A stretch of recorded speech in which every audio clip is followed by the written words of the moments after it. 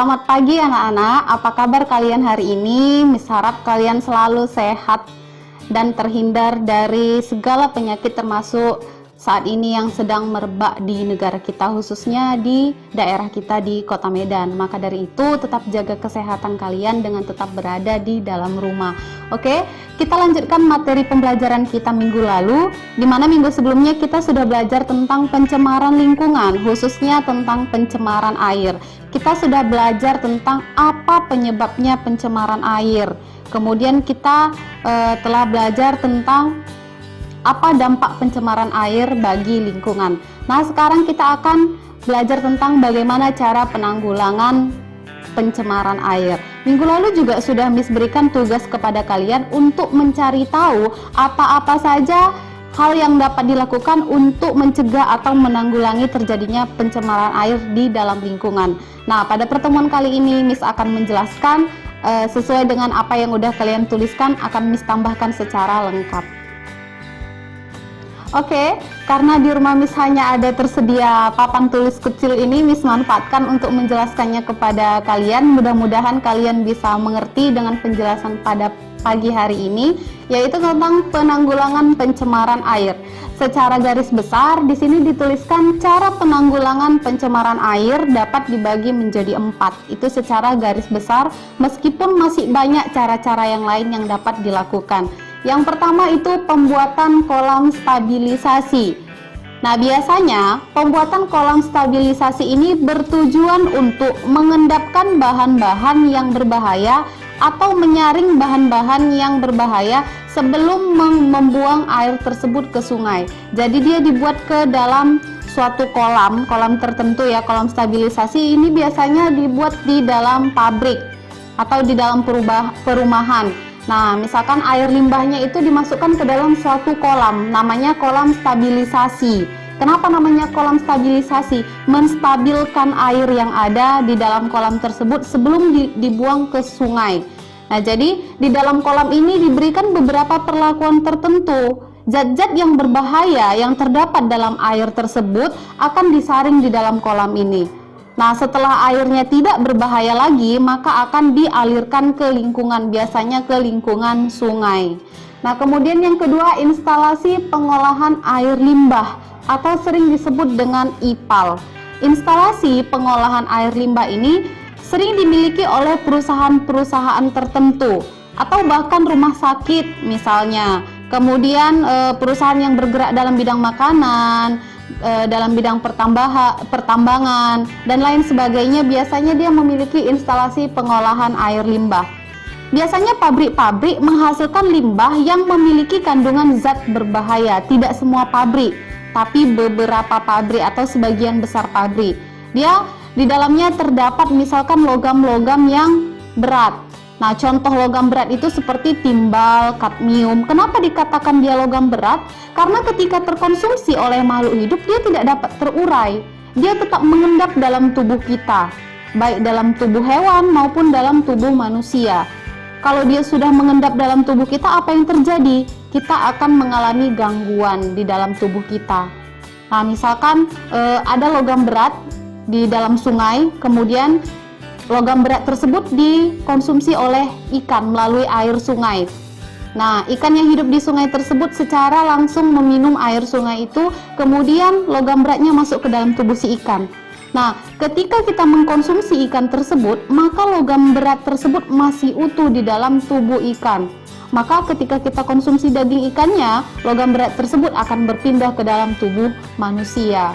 Makanya zaman sekarang banyak penyakit-penyakit juga yang muncul. Karena apa? Salah satunya karena makanan yang tidak sehat. Nah, beberapa sungai di Indonesia tercemar. Ada juga beberapa yang di dalamnya terkandung logam berat yang itu sangat berbahaya bagi masyarakat jika mengkonsumsi ikan yang berasal dari sungai tersebut atau memanfaatkan air di sungai tersebut sebagai sumber untuk kehidupannya, untuk mencuci pakaian, untuk mandi, untuk minum bahkan. Nah, itu sangat berbahaya. Nah, jadi itulah tujuan dibuatnya instalasi pengolahan air limbah ini atau IPAL, supaya perusahaan-perusahaan atau pabrik-pabrik yang menghasilkan limbah yang mengandung logam berat, dia akan disaring terlebih dahulu menggunakan beberapa proses, sehingga nanti diuji kelayakannya ketika dia sudah bisa ketika dia sudah tidak mengandung zat-zat berbahaya lagi, baru dia boleh dialirkan ke aliran sungai. Nah, kemudian yang ketiga, pengelolaan ekskreta. Pengelolaan ekskreta ini juga termasuk salah satu cara penanggulangan pencemaran air. Nah, ekskreta itu maksudnya adalah feses manusia atau kotoran dari manusia. Nah, kotoran manusia itu biasanya dari rumah ke rumah itu ditampung yang namanya oleh septic tank. Nah, jadi ketika septic tanknya itu penuh, nah apa yang kita lakukan? Bagaimana cara mengelola ekskreta ini? Nah, biasanya kotoran manusia itu dikelola untuk menghasilkan gas. Nah, di mana gas itu bisa dimanfaatkan kembali untuk sumber energi bagi kebutuhan manusia. Nah, itulah dia pengelolaan ekskreta. Kemudian yang keempat adalah pengelolaan sampah melalui metode 4R. Nah, ini minimal ya, melalui metode 4R. Ada juga 5R, ada 6R, ada 7R kalau sekarang. Jadi, ini yang minimal pengelolaan sampah melalui metode 4R. 4R-nya itu apa? Yang pertama, recycle. Recycle artinya daur ulang. Nah, jadi sampah-sampah yang organik maupun anorganik itu sebaiknya didaur ulang.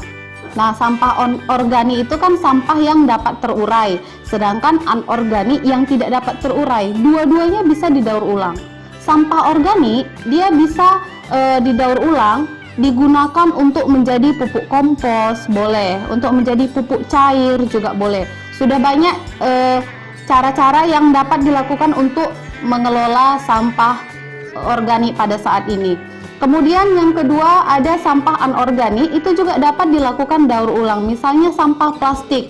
Nah, zat yang berasal dari plastik, bersumber dari plastik, dia dapat didaur ulang menjadi bahan yang lain. Nah, yang kedua ada reuse atau penggunaan ulang. Nah, penggunaan ulang ini bisa dalam arti kata menggunakan kembali barang tersebut dengan fungsi yang berbeda. Boleh dia menggunakan fungsi yang berbeda. Nah, contohkan, satu, kita membeli air mineral. Ketika kita membeli air mineral, tentunya kita mendapatkan botol bekas air mineral. Nah, botol bekas air mineral itu tadi tidak boleh kita gunakan secara berulang-ulang untuk tempat minum. Nah, jadi kalau kalian beli air mineral, kemudian udah selesai kalian minum, kalian isikan air lagi, itu untuk tempat bontot minum kalian, itu nggak boleh. Itu berbahaya bagi kesehatan. Nah, nanti Miss jelaskan kenapa dia berbahaya. Jadi, penggunaan ulang ini tadi dapat dilakukan untuk satu benda, kemudian dia mengalihfungsikan. Setelah tadi yang pertama air mineral itu fungsinya untuk botol air mineral itu fungsinya untuk tempat air mineral untuk kita minum, begitu habis kita bisa menggunakannya menjadi benda yang lain yang memiliki fungsi yang berbeda. Misalnya di rumah kalian membuat hidroponik atau menanam tanaman menggunakan botol tersebut setelah kalian potong bagian atasnya, atau kalian membuat suatu kerajinan menggunakan botol tersebut. Nah, jadi dia tetap bermanfaat, dia tidak menjadi sampah. Nah, itulah yang dimaksud dengan penggunaan ulang, boleh dengan fungsi yang berbeda-beda. Kemudian yang ketiga adalah reduce atau pengurangan penggunaan. Nah, ini yang harus kalian laksanakan dalam kehidupan sehari-hari. Pengurangan penggunaan. Misalnya, kalau kita biasanya membeli air mineral untuk air minum, sebaiknya yang paling bagus itu adalah kalian membawa minum sendiri dari rumah, kemudian menggunakan tempat minum sendiri, membawa botol minum. Sehingga apa? Sehingga kalian mengurangi proses penggunaan plastik, kalian mengurangi penggunaan sampah gitu.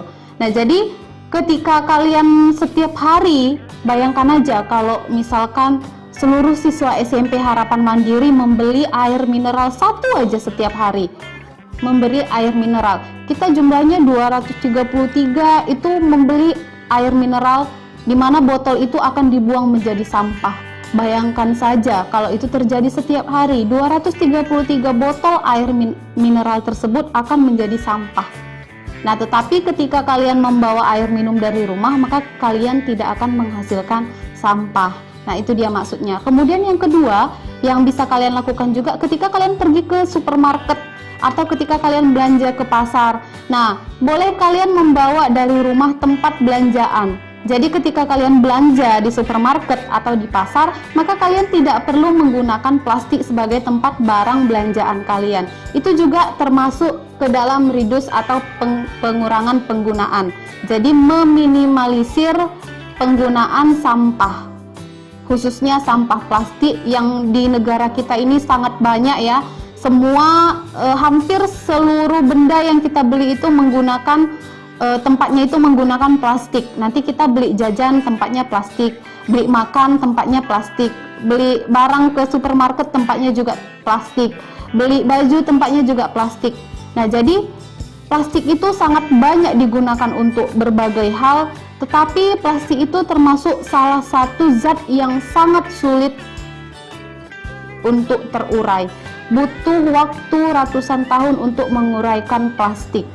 Nah, jadi bayangkan saja ketika sekarang kalian kelas 7, SMP kelas 1, kalau kalian beli satu makanan menggunakan plastik, kemudian plastiknya itu kalian buang, maka nanti setelah kalian meninggal pun plastik itu belum terurai.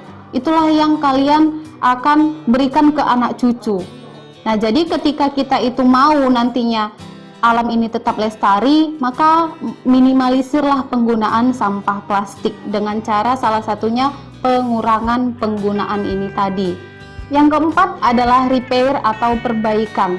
Nah, seringkali kalian kalau ada punya barang, misalkan barangnya itu sedikit mengalami kerusakan, contohkan hal yang sepele saja, hal yang sering kalian laksanakan mungkin dalam kehidupan sehari-hari. Kotak pensil kalian koyak sedikit, koyakannya sedikit aja, tapi kotak pensil itu langsung kalian buang ke tong sampah dan minta kepada orang tua untuk membelinya kembali. Itu adalah cara yang kurang cerdas.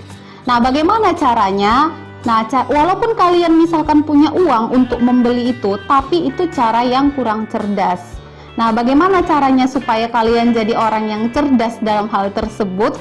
Nah, sebaiknya kotak pensil itu ya benar, dijahit saja. Dijahit, kemudian kan bekas koyakannya hanya sedikit, setelah dijahit baru dimanfaatkan kembali, bukan langsung membuangnya. Kenapa? Karena ketika kalian membuang kotak pensil tersebut, maka kotak pensil tersebut otomatis menjadi sampah. Nah, itulah yang dimaksud dengan perbaikan. Jika ada barang-barang kita, baik di rumah ataupun keperluan sekolah, ketika dia mengalami kerusakan, jika masih memungkinkan untuk diperbaiki, silahkan diperbaiki, jangan membuangnya secara langsung.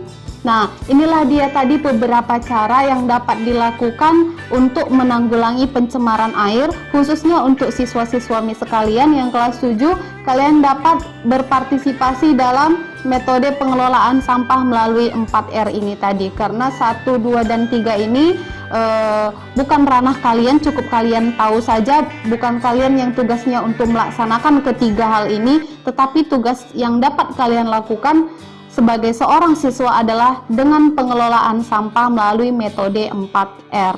Nah, jadi itulah dia bagaimana cara penanggulangan pencemaran air.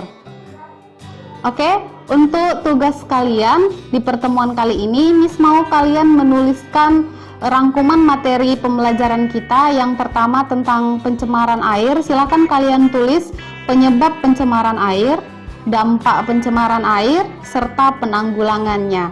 Silakan kalian ringkas ketiga hal tersebut. Kemudian tugas yang kedua, setelah meringkas, di bawah ringkasan tersebut kalian tuliskan apa upaya yang sudah kalian lakukan secara pribadi untuk mengurangi jumlah sampah.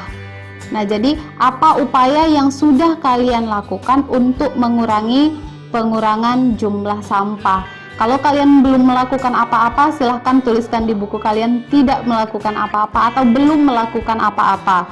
Nah, kalau misalkan kalian sudah ada usaha untuk melakukan penanggulangan atau pengurangan sampah, silahkan tuliskan di bawah catatan kalian tadi. Oke, demikianlah pelajaran kita pada pagi hari ini. Mudah-mudahan apa yang disampaikan dapat kalian pahami, dapat kalian mengerti, dan yang paling penting dapat kalian laksanakan dalam kehidupan kalian sehari-hari. Dan mudah-mudahan apa yang kalian lakukan ini dapat bermanfaat untuk anak cucu kalian ke depannya nanti, untuk tetap menjaga lingkungan kita tetap bersih. Selamat pagi semuanya.